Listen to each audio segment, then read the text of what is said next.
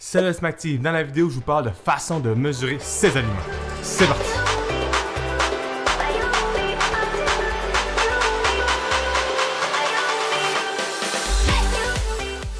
Salut, c'est Antoine de la Voitie, j'espère que vous allez bien. Sur nos réseaux sociaux, on parle d'activité physique, de nutrition et on partage également des entraînements. Considère à t'abonner pour ne manquer aucun contenu. Bouger, c'est primordial pour maintenir une bonne santé. L'alimentation a également son rôle à jouer là-dedans. C'est un vrai travail d'équipe. Les deux vont ensemble pour perdre du poids, prendre de la masse ou vivre plus longtemps. Je voulais donc vous parler des façons les plus communes de mesurer ce qu'on mange, dans l'optique de savoir qu'est-ce qu'on met dans notre corps, savoir les avantages et les désavantages de chacune des techniques pour faire un choix plus éclairé. Une des façons de mesurer qu'est-ce qu'on mange, c'est de se fier à ce qu'on voit. Comment ça fonctionne, c'est que tu prends, mettons, du gruyot et tu le remplis environ à cette hauteur-là dans un bol. L'avantage, c'est que c'est rapide et tu n'as pas besoin de matériel. Le désavantage, c'est que c'est pas très précis et trop souvent, tu vas surestimer ou sous-estimer ce que tu mesures. En plus, si tu changes de bol, ça peut vraiment faire une différence. Cette technique-là, c'est bon pour mesurer les aliments qui sont peu caloriques, comme les fruits et les légumes qu'on devrait consommer plus souvent et en plus grande quantité. Une autre façon, c'est d'utiliser ses mains pour calculer la nourriture grossièrement. Comment ça fonctionne? C'est que tu mesures ce que tu manges en tiens à ta main. Par exemple, des fruits et légumes, c'est 1 point, des pâtes, c'est un demi-point, du fromage, c'est 2 pouces, puis de l'huile, c'est environ 1 pouce. L'avantage, c'est que ta main, tu la transportes partout. Elle change pas de grosseur. En plus, ça fait que ta main est proportionnelle à ton corps, fait que la portion que tu mets dans ta main est adaptée pour toi. C'est un peu plus précis que mesurer avec ses yeux, mais ça reste un environ.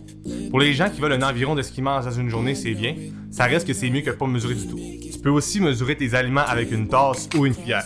L'affaire, c'est que tu prends une tasse pour mesurer les choses en plus grande quantité, puis tu prends une cuillère pour mesurer les choses en plus petite quantité, comme de l'huile. Si tu n'as aucune idée de la portion que tu dois prendre, ce que tu peux faire, c'est te fier à la portion de l'étiquette, et comme ça, tu vas savoir combien d'énergie que tu consommes. C'est rapide et plus précis que prendre sa main. Ça fait bien pour mesurer des aliments comme la farine, le lait ou de l'huile.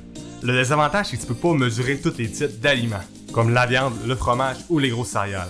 Cette technique-là, c'est un bon milieu entre la main et la balance. Ce qui m'amène à vous parler de la dernière technique qui est de mesurer avec une balance. Pour plus de précision, on pèse nos aliments. Comment ça fonctionne? C'est que tu prends ton contenant vide, tu le mets sur la balance, ensuite tu la mets à 0 et tu pèses tes aliments en grammes, en millilitres ou en onces. L'avantage, c'est que c'est plus précis, puis d'une fois à l'autre, ça va être la même quantité que tu vas avoir. Le désavantage, c'est que ça prend une balance, puis ça prend un petit peu plus de temps.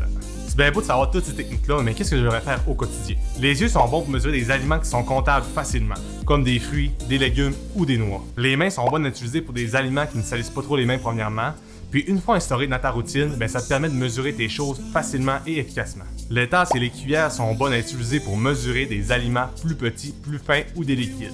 La plupart des gens ont tendance à sous-estimer l'huile, le beurre, les sauces ou les vinaigrettes avec leurs yeux.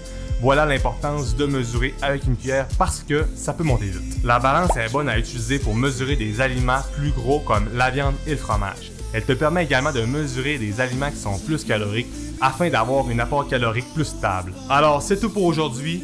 On vous laisse sur la question du jour qui est, toi, est-ce que tu mesures ce que tu manges?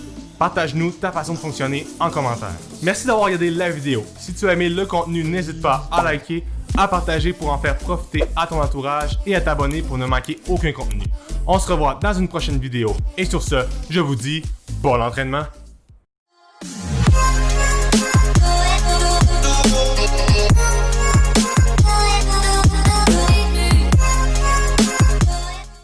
Fait que pour te faire un petit résumé de toute la vidéo,